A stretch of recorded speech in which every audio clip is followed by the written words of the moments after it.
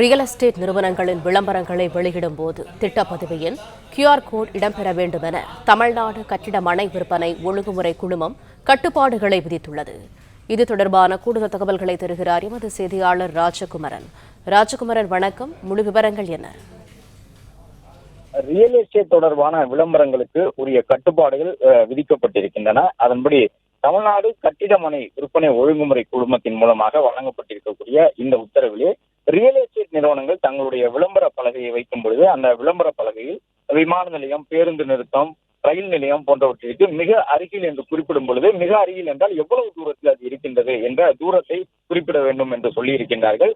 ஒரு real estate கட்டட மனைப்பகுதியானது முக்கியமான அந்த இடங்களில் இருந்து சாலை வழியாக எவ்வளவு தூரத்தில் இருக்கின்றது என்பதையும் அந்த விளம்பரத்தோடு குறிப்பிட வேண்டும் என்று சொல்லப்பட்டிருக்கின்றது.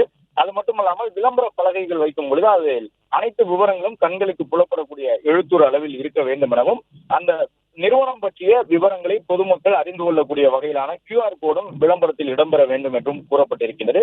மேலும் ரியல் எஸ்டேட் பகுதிக்கு எந்த வகையிலான அனுமதி பெறப்பட்டிருக்கின்றன, அது அனுமதி பெறப்பட்ட மனைப்பிரிவு தானா என்பதற்கான விவரங்களும் விளம்பரங்களில் கட்டாயம் இடம்பெற்றிருக்க வேண்டும் எனவும் அந்த நிறுவனத்தினுடைய முகவரி என்ன, எந்த முகவரியில் அந்த நிறுவனம் செயல்பட்டுக் கொண்டிருக்கின்றது என்பது உள்ளிட்ட விவரங்களையும் தெளிவாக தெரியக்கூடிய வகையில் தான் ரியல் எஸ்டேட் தொடர்பான விளம்பர பலகைகள் இருக்க வேண்டும் என்ற அறிவுறுத்தல் வழங்கப்பட்டிருக்கின்றது.